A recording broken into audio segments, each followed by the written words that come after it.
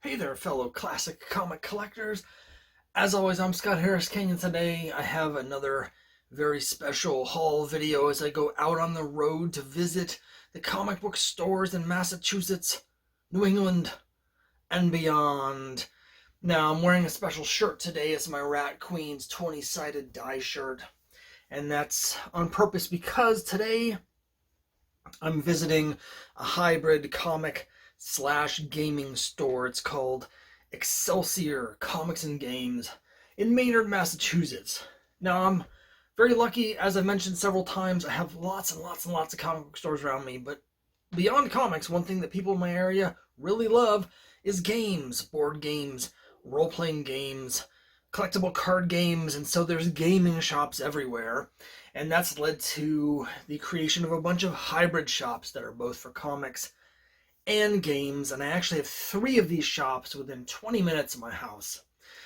There's Excelsior Comics and Games in Maynard, Massachusetts, Legends Comics and Games in Littleton, Massachusetts, and Omar's Comics and Games in Lexington, Massachusetts. So I'm going to do a series within a series within a series here, and over the next 3 haul videos, I'm going to be visiting all 3 of these hybrid comic slash game shops to give you a look at what's going on in each of them. So if you're into both comics and games, this is for you. If you're planning a trip through Massachusetts or to Massachusetts and you're wondering what comic shops you should go to, this will give you an idea. Put it up on the map here. This is my 6th store visit, store number 6, Excelsior Comics and Games in Maynard, Massachusetts. So let's go right to it. I was lucky enough to be allowed to do some footage inside the store this time. I'll just mention before we get to that I had some audio trouble, so I re-recorded the voiceover while I'm in the store. So let's get to that footage, and then after that I'll show you what I bought there. Okay, it's a rainy day here in downtown Maynard. There's Excelsior Comics and Games on the corner. I'm looking down into Main Street here at the corner of 62 and 27. Really easy to get to. Parking's not ideal, but if the weather was nicer, it would be fine because there's several sort of municipal parking areas right down the street there past that church. So once this turns green, we're going to go inside. I'll show you. You can see the cool mural on the side of the building there. And we'll take a look at Excelsior and see what they have. Okay, so the comic section here is actually quite small. You can see down here on the floor there's 4 dollar bins here on the wall. They've also got this shelf full of both new and used trade paperbacks and collector books, some action figures and stuff. Here we have a bunch of their board games. We got a bunch of used video games, vintage video games. There's several racks of those you can see here. So going down this aisle, here we have, they also have a big section of RPGs, including some vintage materials. So here's the Dungeon Master's Guide. You can see there the original Dungeon Master Guide. They've got a whole wall of like miniatures over here that you can see, and here we have some of the stuff if you're, doing miniatures. There's a cool display here of dice, these lab dice. And then if we walk over this direction here, you're going to see that there are some Magic the Gathering cards, a whole rack of Magic the Gathering cards. Alright, so that was the interior of Excelsior Comics and Games in Maynard, Massachusetts.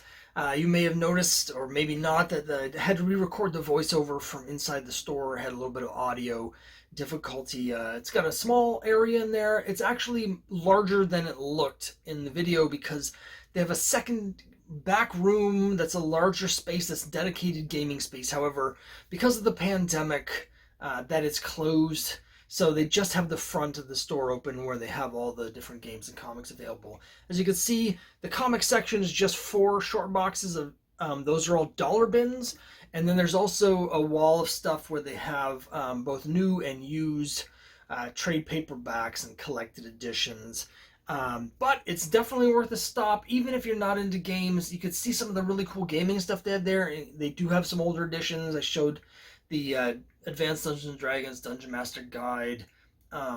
It was a much nicer than my copy. They wanted $80 for that, just so you have an idea of the pricing. Mine, I think I paid 35 or 40 for mine, but mine's trashed and theirs was much nicer, so I don't really have any idea what going value is for that. But I want to show you what I got here. I got both some games and some comics. Again, small selection of comics, but worth your time if you like the dollar bin dives. But I also got some games because I really like playing games, and we also want to support the local places here in these tough times, so I wanted to make sure I bought some cool stuff. So first thing I got here is this vial of lab dice. These are dice and they come in these test tubes, which I think is a cool, shtick. My wife tends to play characters that are like, steampunk sort of scientists, technicians, that sort of thing when she's playing these games. So I thought this would be a cool set of dice to get, these lab dice. I also got something comics themed. I really enjoy playing this game, but I didn't have a copy until now. It's Sentinels of the Multiverse. If you guys haven't played Sentinels of the Multiverse, it's very, very comic booky. It's a cooperative card game, and every time you play it plays out completely different, because this is just the base set. You can get all these expansions, but in the base set, for instance, it comes with 10 different heroes, and each of those heroes has their own deck of cards that are completely different because each of the heroes has their own powers. The flavor on the cards is really cool because they make references to the different storylines and back issues for those characters. So every time you play, you can play different heroes, different combination of heroes because it's cooperative. But there's also a bunch of different villains. There's like 8 different villains, and there's also different scenarios. So you may be playing in a time travel adventure, or you might be fighting robots from the future. You might be fighting on the moon, or a secret organization or a mob boss or something in the pyramids. So there's all these different combinations of like different scenarios, different villains, and different heroes. And as I mentioned, that's just in the base. There's all these expansions, so you can get tons of different heroes and villains and adventure scenarios, so that every time you play, it's like a totally different comic book adventure that you're creating yourself. Big fan of this game, and so I was really happy to pick this up. It's just $40 for the base set, and again, something I'm really happy to add to my gaming collection as well as my comic collection. There's a bunch of other cool comic card games that I at some point need to pick up, but this is a good start. So did spend my time going through the dollar bins. It seemed like it was someone's specific collection because there were certain titles that were most of the bins. Tons of stuff from Thunderbolt's Secret Six, and a couple other titles that represented most of the stuff. But I did find a few cool things, including a dollar bin find that we may be putting into the pool for the dollar bin trading challenge. I got 10 comics, $1 each. The first 2 here are basically duds that I wasn't sure what I was looking at, so I picked them up just in case they were valuable or interesting. Turns out not so much. There's Runaways number 2. This is actually a really nice copy, especially for bouncing around in a dollar bin, but this is the second series from 2005, so it's not really worth anything. I also got Savage Dragon number 1 for the ongoing series. I guess there was a 3-issue limited series before this, and then when that sold, they did the ongoing. So I was a little puzzled when I saw it because it wasn't the cover that I remembered, but that's because I was thinking of the limited series.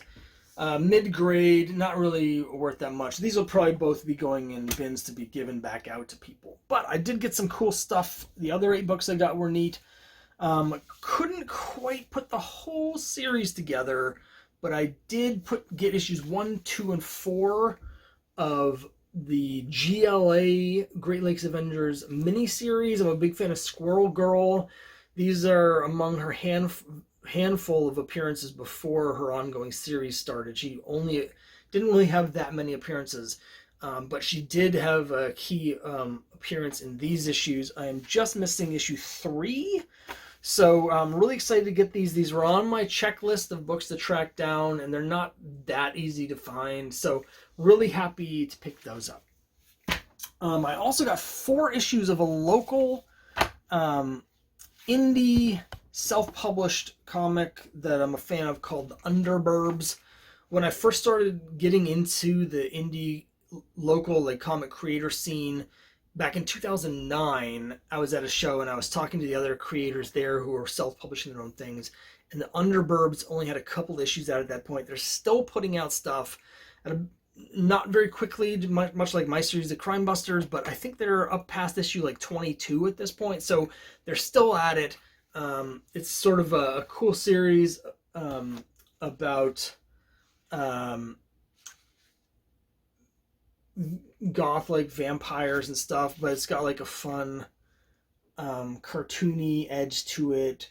And so I was really happy to get these. The issues that I got here are 7, 8, 10, and 11 of the Underburbs. So that's a cool pickup for me. I do have almost, I don't know, I'm getting my collection of locally self-published books is getting up there, and that's great. I love it. And finally, here's my dollar bin find of the day. It is Sweet Tooth #1. Funny story about this book is that as I was driving to the comic book store, a friend of mine texted me with a link to an announcement that Sweet Tooth was being made into a Netflix show, and he was asking me for my opinion on it. And I was like, I know what the book is, but I've never read it.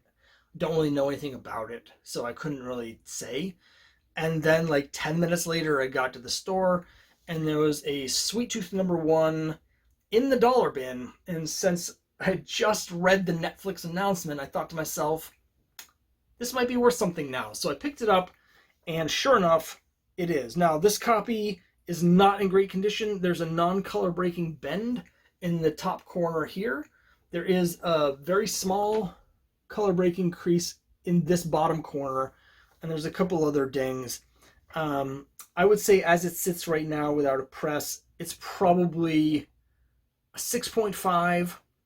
I think if it would be pressed, most of the defects would come out, but it wouldn't be able to get rid of that little color breaking bend there, and there's a couple spine ticks, one large one in the middle. So I think this could be improved. I don't think it would probably get above maybe an 8 or 8.5 because of those defects. But as it sits, it's a nice looking solid 6.5, and paid $1 for it. I did a quick look on eBay, and copies seem to be going. The cheapest sold copy that I found was for $50, and then higher grade copies were going for over $100 now.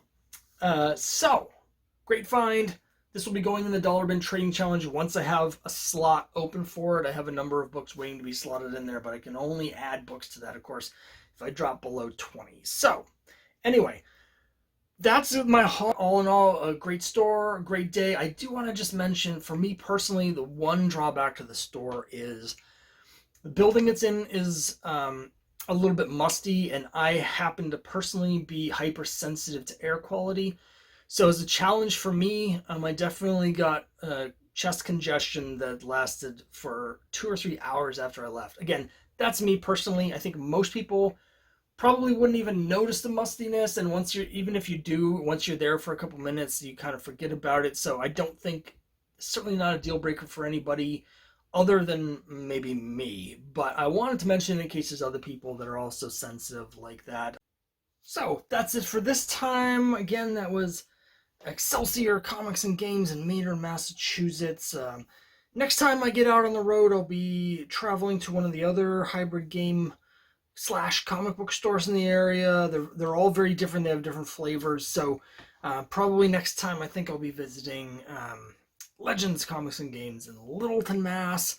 So keep an eye out for that. And of course, I've got other haul videos coming that aren't store visits, because I'm still buying all sorts of stuff, mainly Nurses in Love, for my personal collection off of the eBay and stuff like that. But that's for the future. For now, thanks very much for watching, and I'll see you next time.